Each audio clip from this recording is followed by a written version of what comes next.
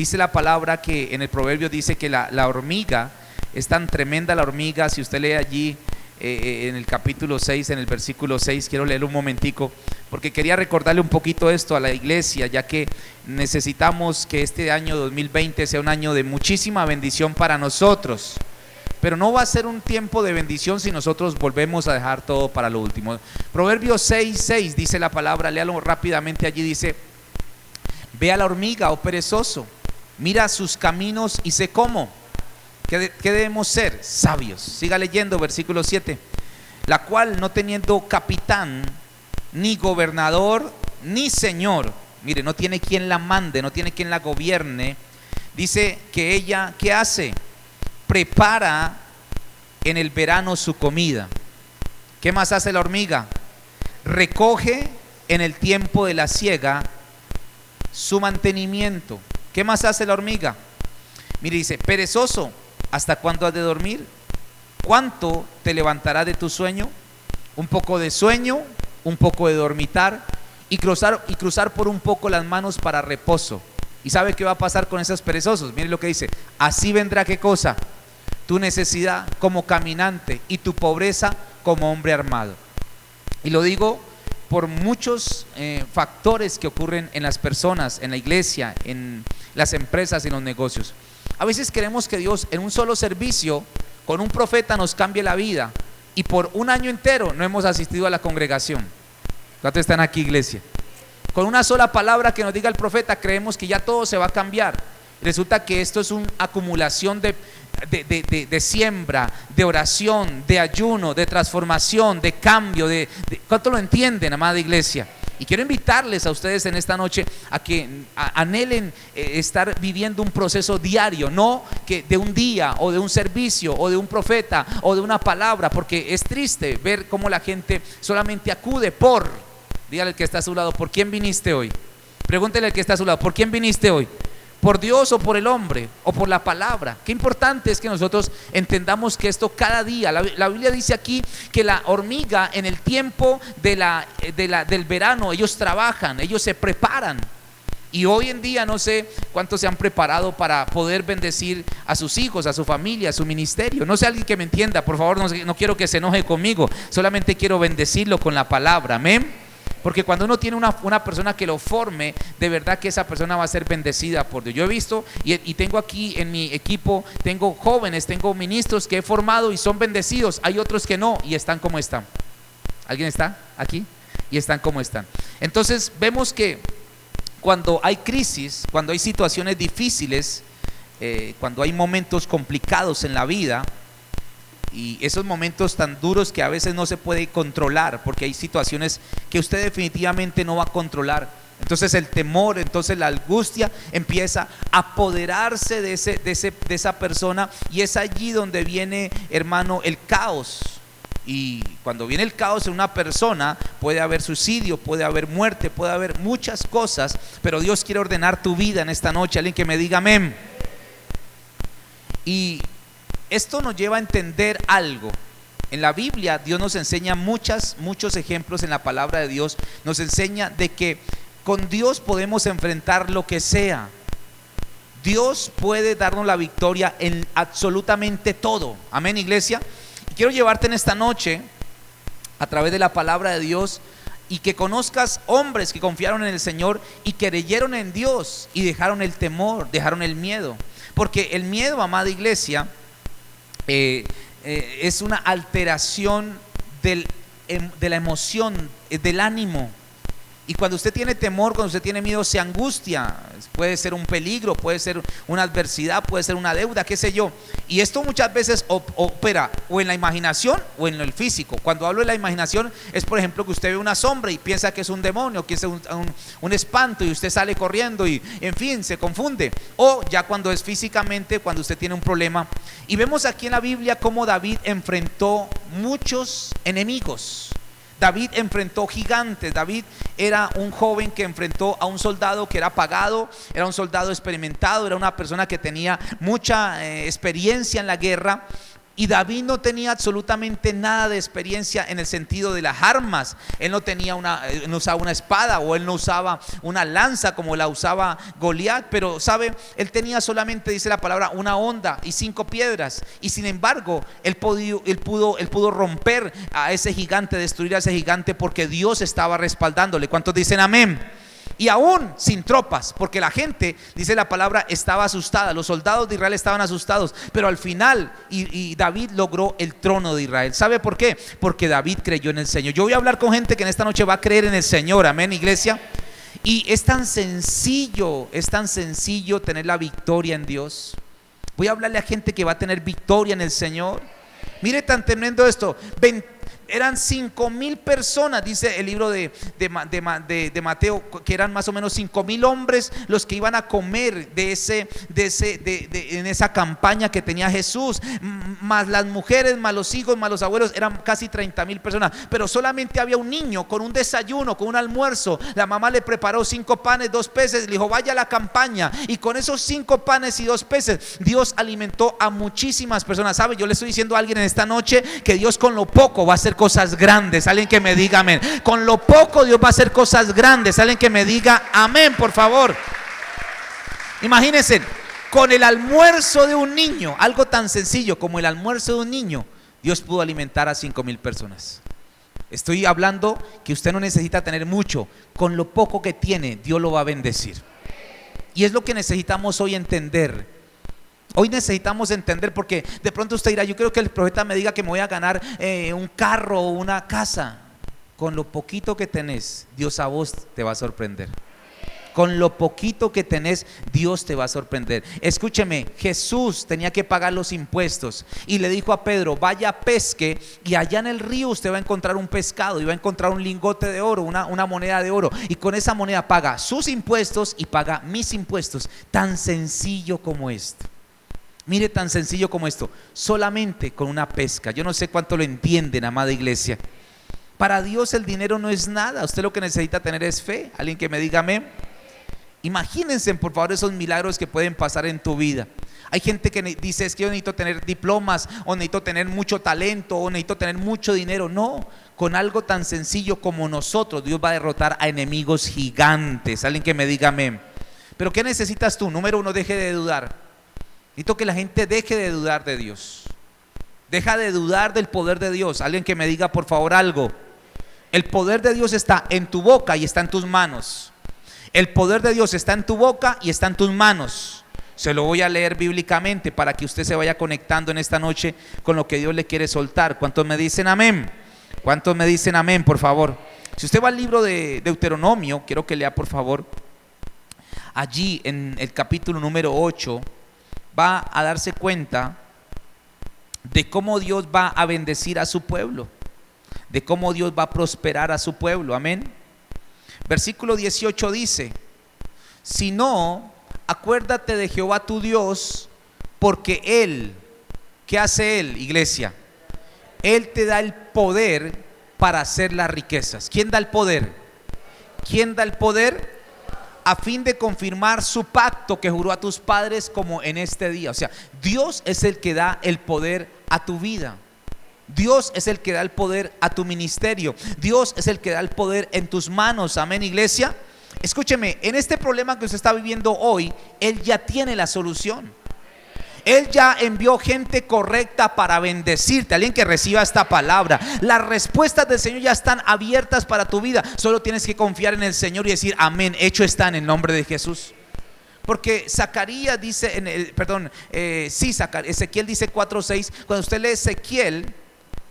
usted lee Zacarías 4:6, usted se da cuenta de algo bien interesante. Y es que el Señor le habla al profeta de lo que es el poder del Espíritu Santo, de lo que es alguien tener el poder de Dios en su vida.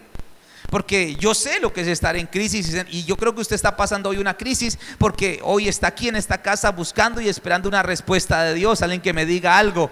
Y dice: entonces Dios le habló al profeta y dijo: entonces le respondió Dios a Zacarías y le dijo: esta es la palabra que Jehová a Zorobabel le dice. ¿Qué le dice Dios a Zorobabel? ¿Qué le dice Dios en esta noche a Fuego Santo? Le dice: no es con ejército no es con fuerza, sino con ¿qué? Sino con ¿qué, iglesia? Sino con mi Santo Espíritu, ha dicho Jehová de los ejércitos. Hoy la iglesia tiene que entender que el Señor va a respaldarnos de una manera sobrenatural con su Espíritu. Con su Espíritu. Y es allí donde Dios va a premiar a los que perseveran. Dios no premia al inconstante.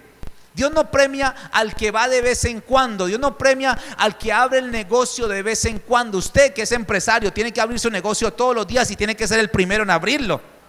Tiene que estar siempre allí constantemente para que la gente diga: ah, está acreditando el negocio. Usted tiene que ser el que, a pesar de que haya o no haya clientes, a pesar de que haya o no haya gente, a pesar de que en la casa de paz vaya o no vaya gente, a pesar de que en la iglesia vaya o no vaya gente, usted tiene que estar allí siempre constante, porque Dios mira el corazón de la gente. Dios mira su corazón. Qué triste que uno se vuelva campañero. Qué triste que uno se vuelva solamente campañero. Qué triste que uno solamente venga porque hay un invitado, porque hay un profeta, porque hay un apóstol, porque hay un premio. Qué triste que uno tenga esas características, porque escúcheme, Dios honra ¿a quiénes? A los que le honran. Cuando no hay nadie, cuando estamos levantando el edificio, cuando estamos luchando por algo, es allí donde Dios ve el corazón de esa persona. ¿Cuántos dicen amén? Y es allí donde Dios le habla al profeta Elías en el primer libro de Reyes, capítulo 17, versículo 4, y le da una orden específica. Quiero llevarlo, le dije, lo voy a llevar por historias que le van a cambiar su mentalidad. Alguien que me diga algo, por favor. Dios le habla al profeta Elías y le dice: beberás del arroyo. Y yo he mandado, ¿a quiénes? A los cuervos. ¿Que qué?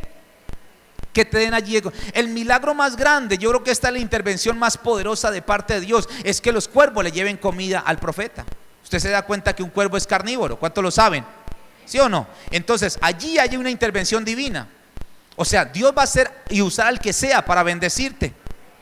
¿Qué tal si empiezas a vender y no vendes? ¿Qué tal si empiezas, hermano, en el negocio y no te va bien? Pero ahí donde viene una intervención divina, porque Dios le dice al profeta: ahora he mandado. Y luego el arroyo se secó y luego lo mandó a otro lugar. ¿Sabe? Hay gente que tiene que estar en movimiento. Voy a hablar con gente que tiene que estar en movimiento, que tiene que, hermano, como que acondicionarse a lo que está pasando. De pronto usted era de esos cuaternarios que no usaba celular, ahora le toca. ¿Cuánto le toca usar hoy celular? ¿Cuántos usan celular y antes no usaba? Ahora le toca. ¿Por qué? Porque todo el mundo se comunica. Antes uno tenía el teléfono en la casa. ¿Cuántos tienen el teléfono hoy en la casa? 1, 2, 3, 4. ¿Y los llaman? ¿Quién los va a llamar, hombre? ¿Quién los va a llamar, hombre? Nadie llama los números ya. ¿Sí o no? ¿A quién la llama? ¿Quién dijo que sí? A ver. Ay. En fin, a ella la llaman. ¿Cuántos saben que Dios quiere intervenir hoy en el nombre de Jesús? Porque Dios va a dar órdenes divinas a alguien para que bendiga tu vida. Alguien que me diga algo, por favor. Hay instrucciones del Espíritu Santo para bendecir tu vida y tu ministerio. ¿Se imaginan al profeta entrando donde la viejita, la viuda, una mujer que no tenía marido, que lo único que tenía era un muchacho allí y que no tenía comida porque había pasado ya un tiempo donde no había agua y había escasez en ese territorio? Pero Dios le dice luego a Elías: ve donde la viuda, porque a ella le dio una orden de que te sostuviera, de que te proveyera. Usted se imagina, hermano, yo llegar a una casa, o usted llegar a una casa y usted ve pronto la escasez, ve la pobreza, ve que no hay más nada y le dice a la hermana: me regala un vaso de agua, y ella le regala un vasito de agua. Pero escúcheme lo que pide él. ¿Qué pidió él? ¿Qué pidió él y no había? ¿Qué pidió él? Agua. ¿Había agua? No había llovido. Y ella le dio un vaso de agua. Luego le dice: quiero que me cocines una torta y me hagas. Y ella le dice: vive Jehová, que esto es lo único que tengo, no tengo más. No tengo más, profeta, no tengo más nada. Pero ¿sabe qué dice la mujer? Pero yo también recibí una orden de Dios y en tu nombre lo voy a hacer. Y el profeta le dice ahí en el capítulo 17, más adelante le dice: Dios me dio una orden. Diga al que está a su lado: Dios está dando órdenes. Dígale al que está a su lado: Dios está soltando órdenes a la iglesia. Necesitamos gente que obedezca a la voluntad perfecta de Dios. Si usted lee ahí el capítulo 4 del segundo libro de Reyes, se da cuenta que había una orden de parte de Dios para esta mujer. Vive Jehová, que no tengo pan cocido, solamente un puñado de harina tengo en la tinaja y un poco de aceite en la vasija, en una vasija. Y ahora recogía 2 leños para entrar y prepararlos para mí y para mi hijo, para que lo comamos y nos dejemos morir. Versículo 13 dice: y Elías le dijo, no tengas temor. Iglesia, no tengas temor. Pastor, es que la deuda está muy grande. Pastor, es que los acreedores, pastor, es que no me han pagado, antes me están robando.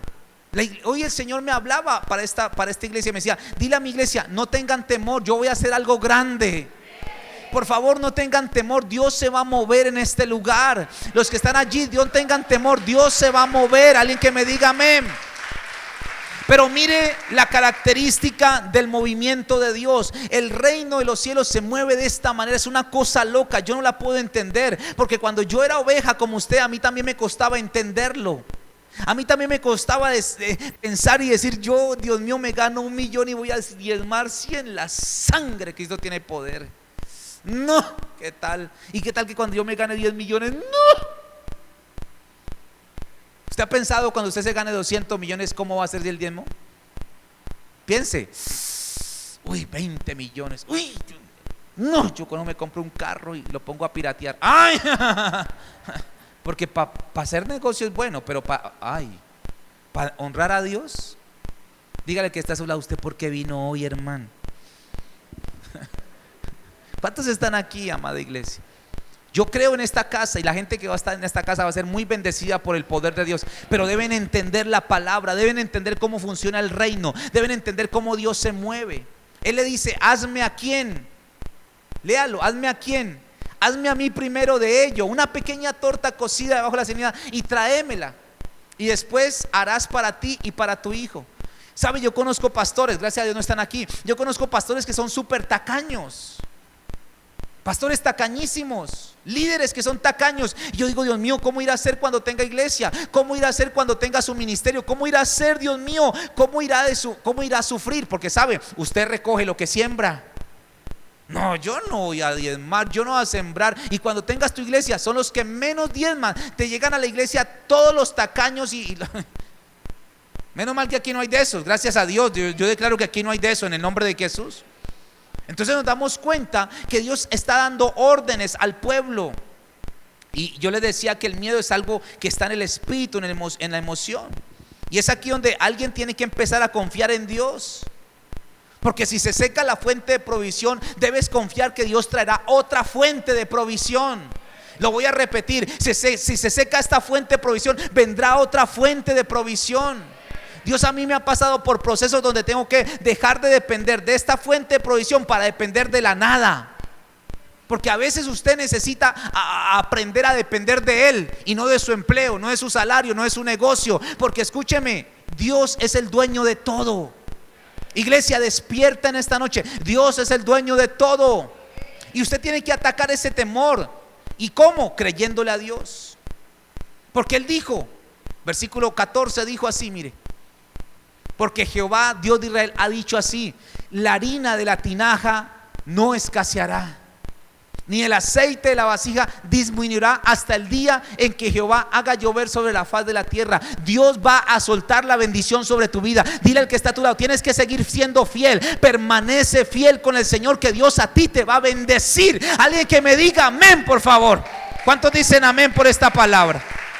Ataca tu temor. ¿Cómo ataco el temor? Cuando le creo a Dios. ¿Cómo ataco el miedo? Cuando actúo en la fe de la palabra. Y usted sabe que Elías era un hombre temperamental.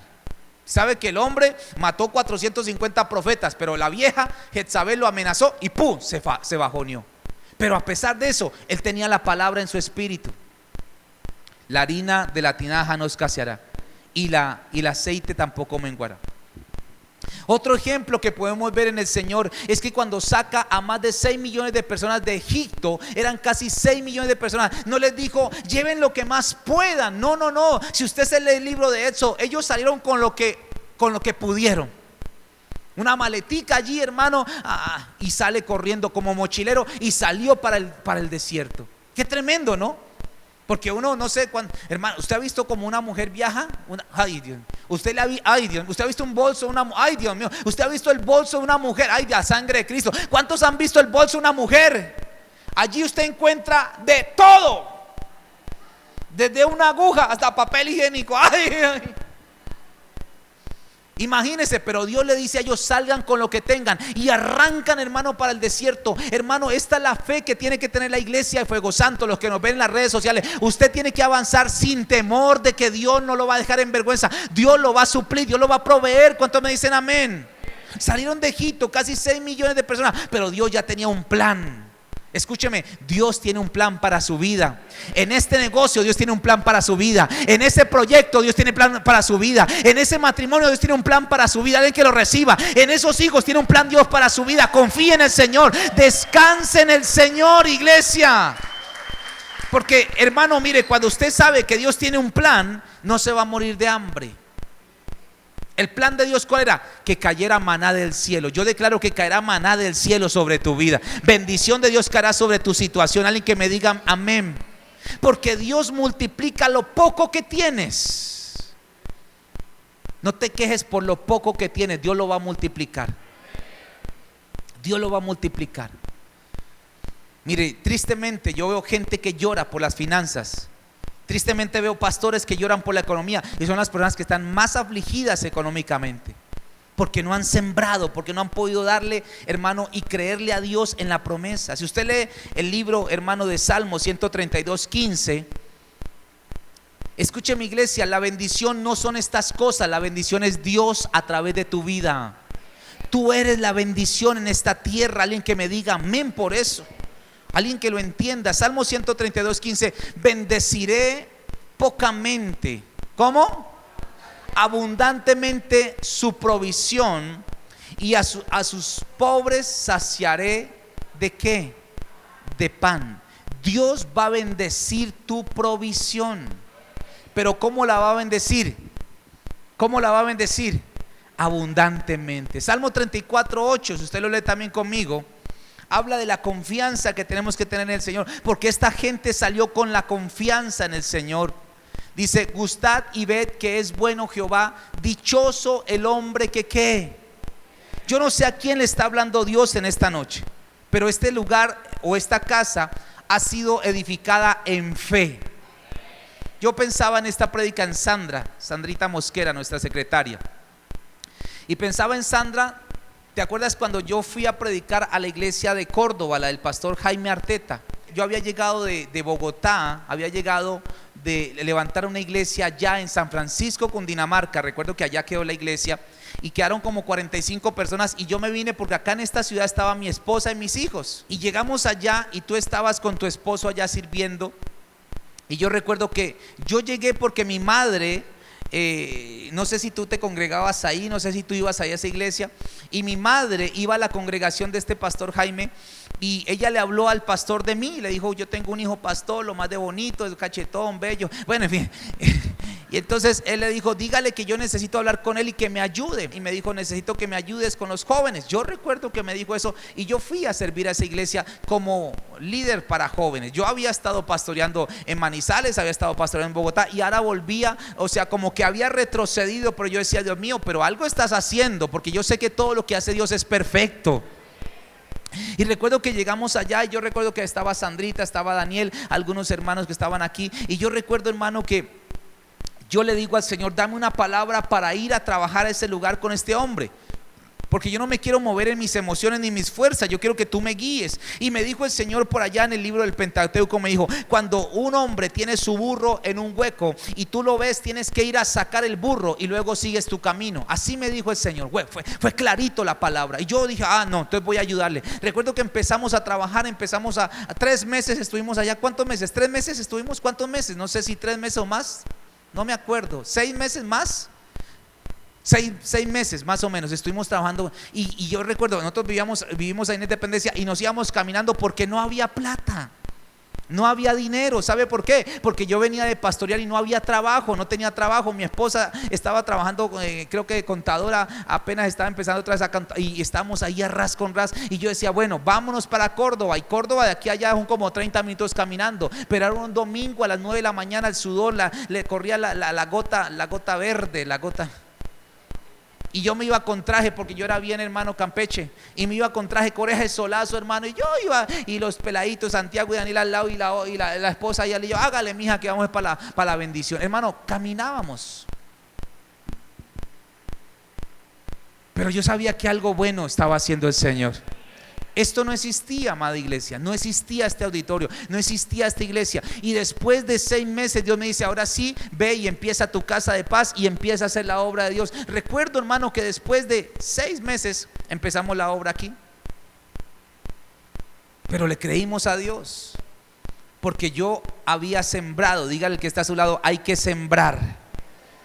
Oiga lo que le voy a decir, usted que está tomando nota, anote esto. Muchas veces Dios no provee para ti hasta que no estés dispuesto a proveer para otros. Muchas veces Dios no te provee a ti nada hasta que no estés dispuesto a proveer para otros. Ese talento que tú tienes, ese don que tú tienes, Dios lo ha desatado en tu vida para que bendigas primeramente a otros. Ahí es donde se acaba el egoísmo, porque muchas veces queremos que primero yo y primero yo. No, primero bendice a otros y vas a ver cómo Dios te bendice a ti. Ayuda a otros y vas a ver cómo Dios te ayuda a ti. Por eso he entendido en este ministerio, después de 9 años que estamos aquí en este auditorio, hemos visto cómo hemos podido abrir iglesias que bendecimos de una u otra manera, con la economía, con la ayuda, con lo que sea. ¿Por qué? Porque aprendí que cuando yo bendigo, Dios a mí me bendice. Pero no es ese tipo de bendición que vemos en diciembre, donde la gente se para llenos semáforos con ese mundo de niñitos que ya están encarcelando porque eso es ilegal. Saben que están contratando niños para pedir plata y entonces lo hacen. ¿Usted no ha visto en diciembre? Se muere el tío, la abuela, la prima por su cuadra, pasa todo el mundo con perifoneo diciendo que se murió todo el mundo, pasan recogiendo ropa, pasan recogiendo una cantidad de cosas. Hermano, porque esta es la temporada donde la gente se alborota para pedir. Pero quieren pedir en un mes, quieren recibir lo que en 10, 11 meses no lograron. Dígale que está solo, necesitamos trabajar permanentemente. Dígale, necesitamos trabajar permanentemente. ¿Cuántos dicen amén? ¿Cuántos dicen amén? Entonces, cuando confiamos en el Señor, cuando usted confía en el Señor, dice, dichoso el hombre que confía en el Señor, versículo número 9, léalo por favor. Temed a Jehová vosotros sus santos, pues nada falta a los que le temen. Si usted confía en el Señor, Dios le proveerá. Versículo 10 dice, lea el versículo 10, los leoncillos necesitan y tienen hambre, pero los que buscan a Jehová, ¿qué pasa? Léalo fuerte, los que buscan a Jehová, ¿qué pasa? No tendrán falta ningún bien. Que este 2020 usted se vuelva radical con el Señor, que usted pueda ser esa guerrera, ese guerrero, ese hombre que camina firme con el Señor y le dice, Señor, hasta lo que sea contigo. ¿Cuántos me dicen amén? Esta es la economía de Dios, esta es la economía en la Biblia, la confianza, la fe en el Señor. Porque mire lo tremendo de esto. Yo me sorprendí cuando leía este Génesis 17:20, porque nos damos cuenta que aún Dios, a los que nosotros menos imaginamos, bendice el Señor. ¿Se acuerdan de Ismael? ¿Se acuerdan de Ismael? El hijo de la criada, el hijo de Agar. Ese joven que lo tuvo fuera del propósito de Dios, que lo tuvo cuando no era el tiempo del Señor, y fuera de eso lo tuvo sin la voluntad del Señor. Pero este joven, dice la palabra, este chico, a pesar de haber nacido fuera del propósito de Dios, Dios no lo desamparó. ¿Sabe qué le estoy diciendo en esta noche? Aunque tú hayas cometido todos los errores del mundo, Dios a ti te va a levantar una vez más. Mire lo que dice la palabra. Y en cuanto a Ismael, Dios le habla al hijo que no era de la promesa. Porque recuerden que la promesa, ¿cuál era? Vas a tener a Isaac, tu hijo. ¿Y quién era Ismael? El de Agar, la otra. Pero a pesar de eso, Dios le dice, en cuanto a Ismael, también te he oído, he aquí, te va a ir mal en la vida. ¿Qué dice? Te va a ir como, ¿cómo? ¿Qué dice? Lea lo que dice. Le bendeciré y le haré fructificar y multiplicar mucho.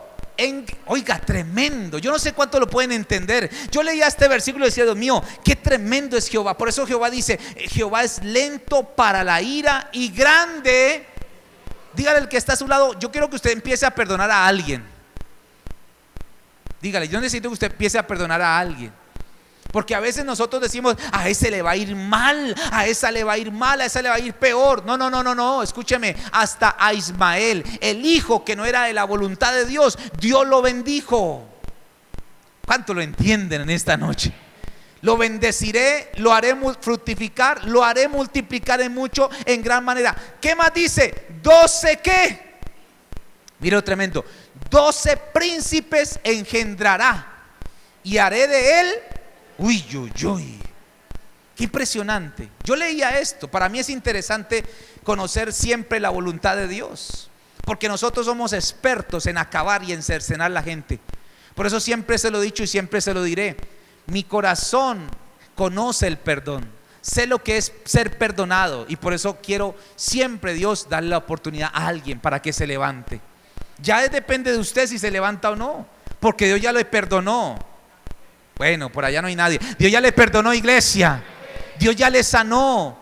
Pero levántese hoy, porque a pesar de que Ismael era el hijo de la otra, ¿están aquí o no? Era el hijo de la otra. ¿Alguien está aquí o no, iglesia? El capítulo 25 de Génesis, veo otra parte importante, versículo 9. Cuando Abraham muere, mire lo que pasa cuando Abraham muere. Y lo sepultaron.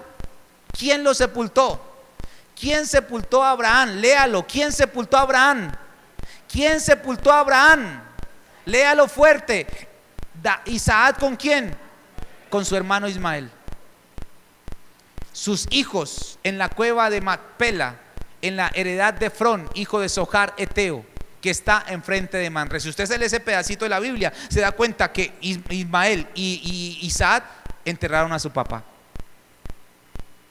Y yo creo que Isaac se daba cuenta cómo ya estaba siendo prosperado Ismael.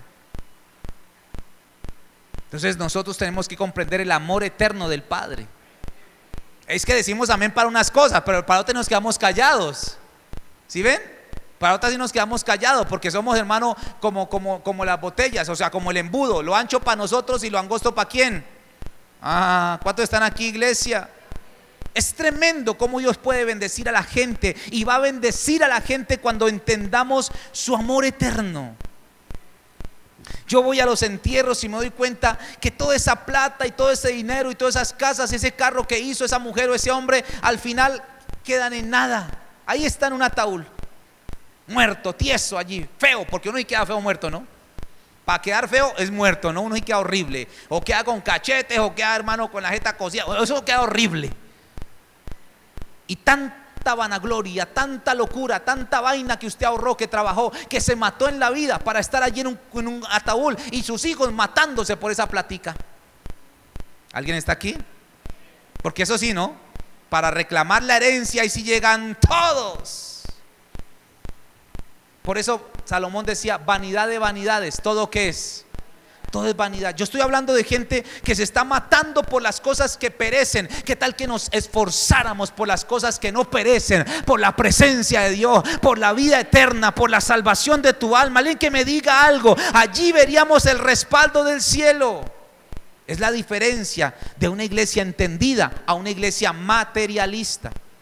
Una iglesia que se mata por tener, que se enloquece por tener. Yo no quiero tener este auditorio para que digan, uy, es que Vidal tiene un super auditorio. No, yo lo que quiero es que usted entienda que este lugar ha sido diseñado para que la presencia de Dios descienda en esta casa y que la gente sea bendecida por su poder.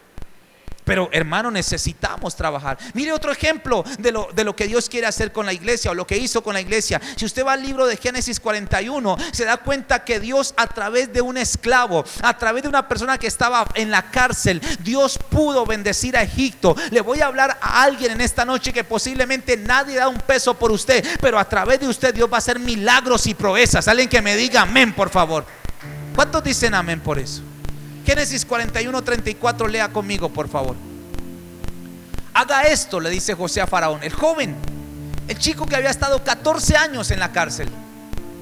Yo no sé cuántos años has estado en la crisis, pero este joven estuvo 14 años en la cárcel. Dios mío, son 14 años. Eso es como cuando usted está castigado en Datacrédito, nadie le abre la puerta. Es horrible, ¿no? Bueno, eso me pasó a mí nomás, pues. Es horrible. Usted va a un banco y dice: no, no tiene cupo. Va a comprar un celular, no puede. Le hacen hasta la mala cara. No, gracias, nada.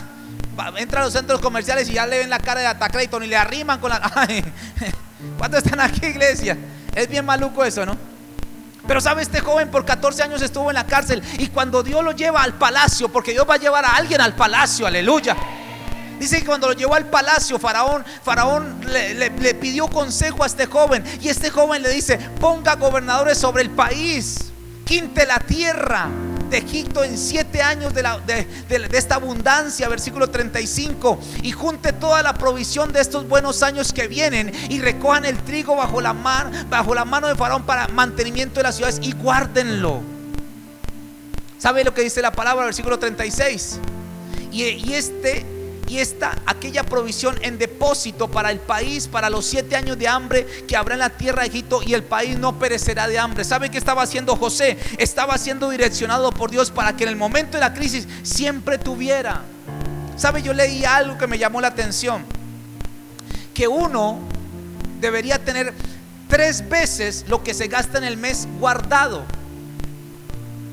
Voy a traducir: si usted se gasta en el mes 3 millones de pesos, usted debería tener en una cuenta o guardado no sé dónde 9 millones de pesos para un momento de crisis, solamente para su necesidad. No para sacarlo a cada ratito y comprarse el televisor o comprarse el celular, no, para su momento de crisis. Esto nos está enseñando el Señor, de que deberíamos tener un tiempo de ahorro para el momento de crisis. Porque si te quedas sin trabajo hoy, ¿qué te va a sustentar? ¿O de dónde vas a vivir? La iglesia tiene que aprender esto. Bueno, los de estar en redes sociales, porque aquí no quieren aprender. Ustedes tienen que aprender esto, iglesia. Mire lo tremendo. Yo dije 3 meses. O sea que yo debería tener uy, Señor, todo eso tengo que tener guardado sin tocarlo por un momento de crisis. Y por eso es que hoy vemos gente endeudada hasta el tope, ahogándose en las deudas, porque nunca tuvieron un fondo para poder cubrir esa pequeña crisis que vivieron. Tenemos que aprender, iglesia. No podemos seguir siendo así tan hermanos neófitos o tan ilusos. No, yo vivo por fe. No, eso es falta de proyección, de programación, de planificación en tu vida, porque el que vive por fe es el que no tiene nada. Dios dice en su palabra: el que edifica una casa tiene que calcular los gastos para que después no le quede la casa a la mitad.